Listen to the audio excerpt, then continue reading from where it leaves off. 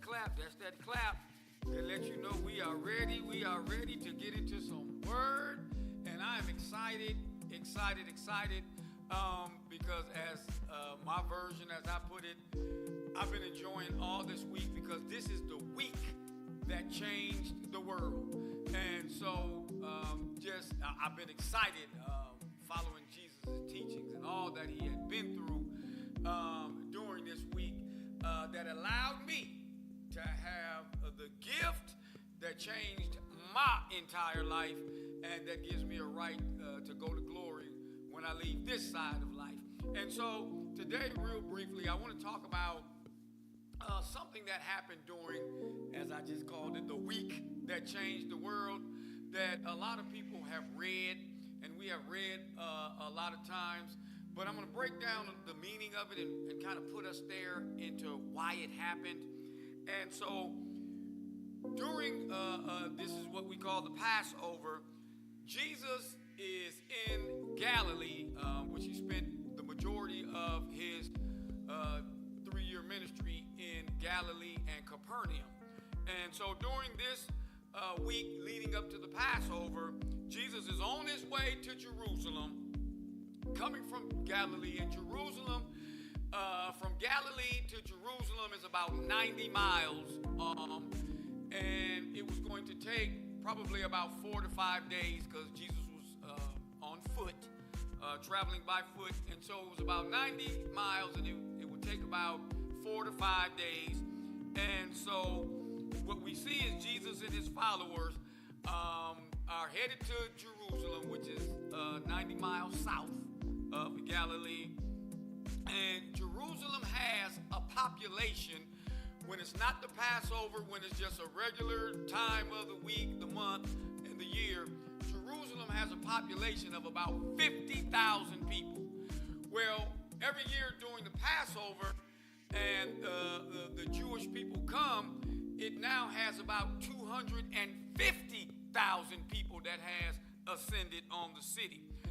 And so what we see here is that Jesus is in town. And so one of the things I want to talk about is 2 things I want to talk about. The first one is that why did Judas have to identify Jesus with a kiss? Well, let's look at that. Judas had to identify to the Roman soldiers when they arrested Jesus. They said, you'll know he's the one when we give him a kiss, the one that I give a kiss. Why did Judas have to give Jesus a kiss? Well, glad y'all asked me. We're going to break that down a little bit. It's because you have to remember, we just said Jerusalem is a town of 50,000 people. Now, all of a sudden, 200 more people has come for the week. Well, that meant there was not going to be any place to stay, so they set up what they called then, and what we call now, tent cities. People pitched tents on the outskirts of town because there were so many people there. And so with those tents being set up, unlike today's time where if you wanted to know how somebody looked, all you had to do was Google Facebook. They didn't have newspapers. They didn't have magazines. So you have 200,000 people. Now, they knew who Jesus was. A lot of the Jewish people from him when he taught in synagogues, when he did come to Jerusalem every now and then. But with 200,000 people in town, you wasn't going to know who he was if he wasn't preaching in the synagogues. And so we see now there was a lot of people there, and they were in tents living on the outskirts of town. Secondly, somebody out there say secondly, no one during this time of Jesus' era wore glasses.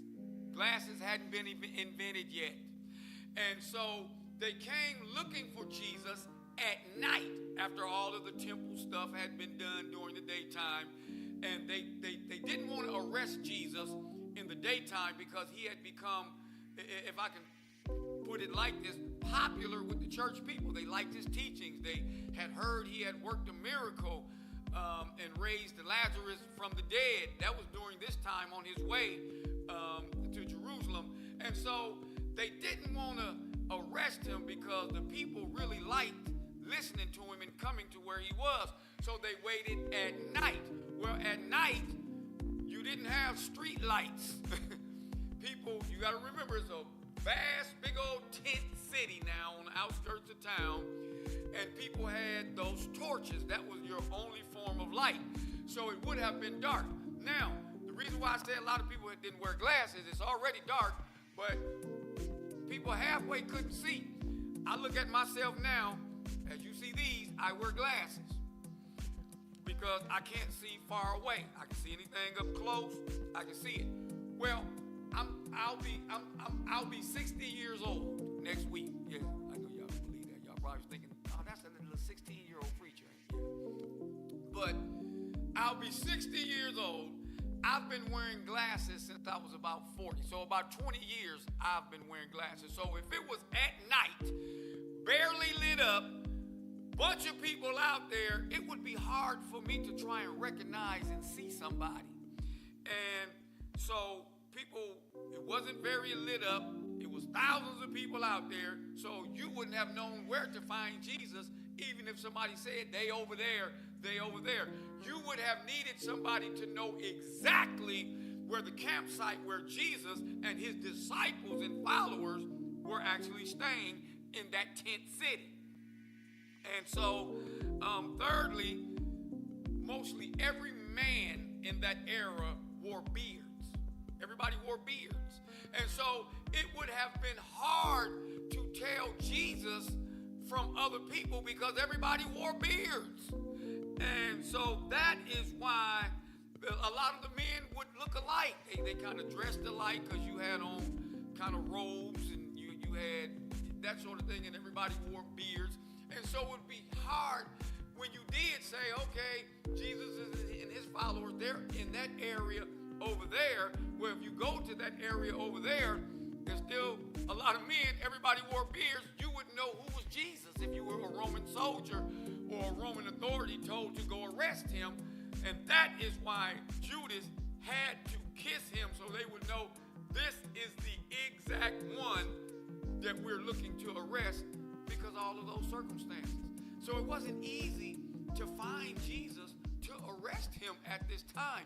You had to have what they call in today's society an inside job, a person that knew how to get to what you need to get on the inside, who knew Jesus and exactly where they were and was going to do that. Okay, the second thing I want to talk about during the week that changed the world was Jesus came to Jerusalem, and on Palm Sunday, he was riding in on a donkey, and the people were saying, Hosanna, Hosanna. They were giving him praise, and they were throwing palm branches as he was riding through the streets. There was a lot of people praising him. Hosanna, this is on Sunday. Out there in Facebook land say, that's on Sunday. And so I want us to learn from the scriptures that we've always, and you have always probably heard it said that they praised him on Sunday, and then on Friday they turned on him and said, crucify him, crucify him. And they're like, people change their mind real quick. Church people can be fair weather people. They can praise you 1 minute and then say crucify you the next. Well, I'm here to tell you that that is not the truth of what happened. And I'm going to show you in the scriptures. The same people that told Jesus, Hosanna, Hosanna, and threw palm branches, they never left him. They were there in his corner all up until he died. They never left. And I'm going to show you one of the most overlooked scriptures in the entire Bible that backs me up. They never stopped being in his corner. J. Ron, go to Luke 23 and 27. Facebook land, let me know. Say amen when you got Luke 23 and 20. Oh, man, my eardrums almost busted. All y'all talking about amen. Well, bless the Lord. That's all right. And so in Luke 23 and 27, I want us to read something. It says, a large crowd. Now, this is while Jesus is carrying his cross on his way to Golgotha, where he's going to be hanged on that cross, nailed and hung on that cross to die. And so as he's walking with his cross, it says in Luke 23 and 27, I'm in the NLT version, a large crowd. Somebody out there say a large crowd. That means a whole lot of people. A large crowd trailed behind, including many grief-stricken women. But Jesus turned to them, daughters of Jerusalem, don't weep for me, but weep for yourselves and for your children. So we see here that the crowd never left him. They didn't turn on him. They were still in his corner. Now, there were people who were saying, crucify him. Those were also Jewish people, but they were the Judean Jews, because the Judean Jews thought they were better than the Jews from Galilee and Capernaum. And so what happened is these Judean Jews, who was right there, because you got to remember Caiaphas and the people that were saying crucify him, they were paid to say crucify him.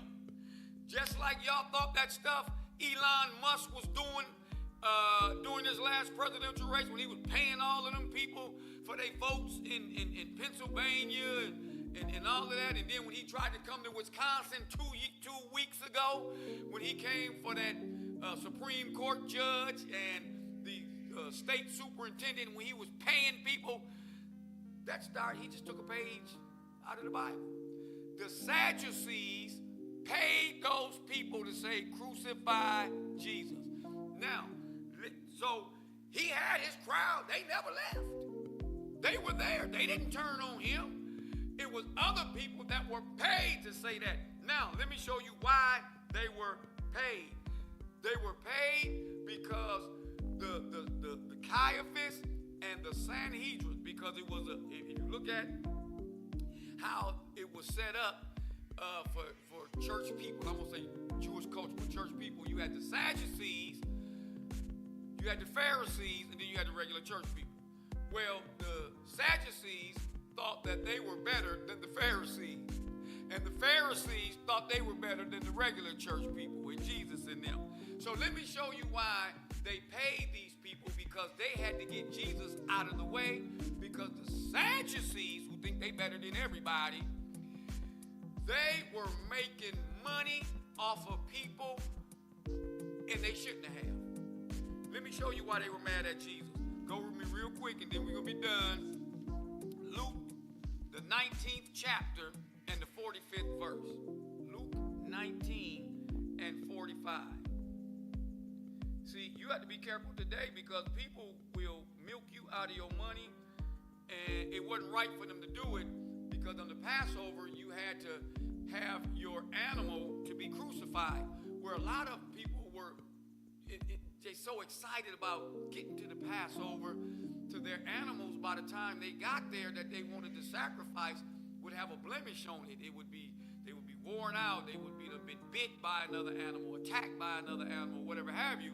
And so you would have to buy, you could buy another animal to sacrifice at the temple, where they would charge you an astronomical price. They would charge you all this money, and because they were over, the Sadducees were over all of the concessions. They were over anything having to deal with money in the temple, and they were doing it dishonestly. And so now you understand why Jesus turned over the temple. And so we see in Luke 19 and 45, it says, then Jesus entered the temple and began to drive out the people selling animals for sacrifices, because they was wrong in the way that they was going about doing it. He said to them, the scriptures declare, my temple will be a house of prayer, but you have turned it into a den of thieves.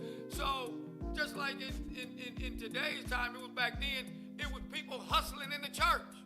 But they were doing it wrong, because they were making all of the money off people. Yeah. And so it says, here's where they paid, why they paid those people to say crucify Jesus. It says, after that, he taught daily in the temple. But the leading priests, who were the Sadducees, the teachers of religious law, and the other leaders of the people began planning how to kill him, but they couldn't think of nothing because what all the people hung on every word he said. So his crowd never left him. The Sadducees just took a lot of that money that they were making illegally off them people and paid people to say, crucify Jesus and give us Barabbas. Wow, don't that sound like the presidential election? Give us the bad person and y'all keep the good person. And so we see that his crowd never left him. And so a lot of people always thought that his crowd turned on him. No, they didn't. They never turned on him. They stood with him to the end.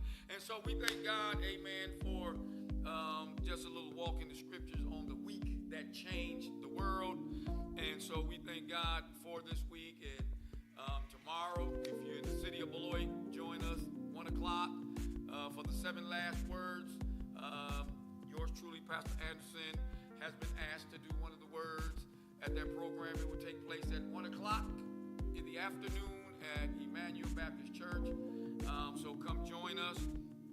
To all our followers out there, we thank you for your words. Your words help push us to the next level. Your words of encouragement, they really do help push us. And so make sure you attend a church service on this Sunday as we recognize the life of Jesus Christ. Amen.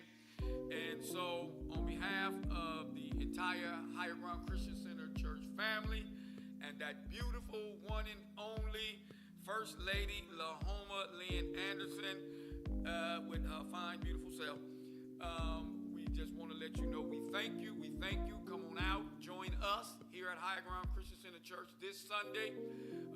Services start at 10 o'clock a.m. Don't meet us here. Beat us here. Amen. As a move of God is taking place here at Higher Ground Christian Center Church, 3160 Park Avenue, right here in the city of Beloit. So until we see you or you hear from us again, whether it's live stream or you come on here in person, know that we here at Higher Ground Christian Center